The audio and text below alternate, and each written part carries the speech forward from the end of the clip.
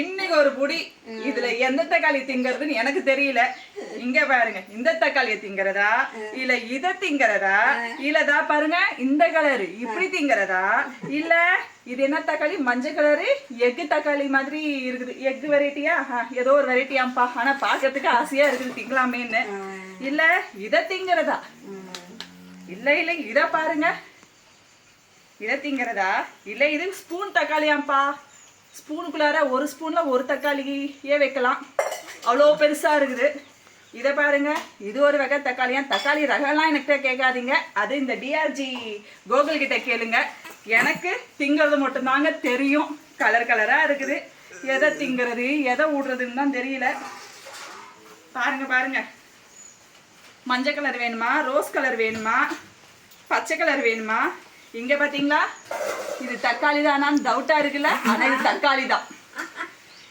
இங்க பாருங்க இன்னொரு கலரு, இதோ இது தக்காளி தான். இங்க பாருங்க, இங்க ஒரு தக்காளி. இது எந்த ஊரு தக்காளி, தக்காளி பேரு என்னெல்லாம் கேட்டீங்கன்னா சத்தியமா எனக்கு தெரியாதுங்க. இதுல முதல்ல இந்த எக்கி தக்காளி ஒரு எலுமிச்சக்காய் சுத்தி போடுங்க.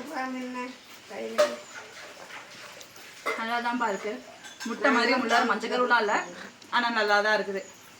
ஏன் மஞ்சள் கலர் ஃபர்ஸ்ட் எடுத்தேன்னா மஞ்சள் கலர்ல புளிப்பு கம்மியா இருக்குமா, அதனால தான் நம்பி முதல்ல மஞ்சள் கலர் எடுத்து திங்கிறேன். அடுத்து இதோ மஞ்சள் கலர் இல்லாம வெள்ளை கலர் இல்லாம ஒரு கலரு, இதுவும் நல்லா தான் இருக்குது. அடுத்து தக்காளிக்கு சொந்தக்காரங்க மனசுக்குள்ளார நொந்து போய் திட்டினாங்கன்னா அதை நீங்களும் ஷேர் பண்ணிக்கங்க. இது ஆரஞ்சும் இல்லாம மஞ்சளும் இல்லாத இன்னொரு தக்காளி. மேலாம் தெரியுது. தக்காளியை மூஞ்சிக்கு போட்டா பளிச்சுன்னு ஆகுமா. நான் திங்கற ஆசையில தின்னாக்கா அதுவே மூஞ்சதான் தெரிஞ்சுக்குது. ஒரு டைம் யூடியூப்ல வந்ததுனால எங்க சேலம் கூட தெரிஞ்ச விஷயம். இதெல்லாம் பறிச்சு சாப்பிட்டுக்கு மனசு வரல.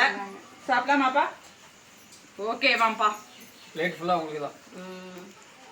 பார்த்தா எப்படி தெரியுமா இருக்கு, கல்யாண சமையல் சாதம் காய்கறிகளும் பிரமாதம் அப்படிங்கிற மாதிரி செமையா இருக்குல்ல. இப்படி யாருக்காவது மனசு வருமா? வகை வகையா தக்காளிய விலை வச்சு இந்தாமா தின்னு நமக்கு தூக்கி கொடுக்குறாங்க.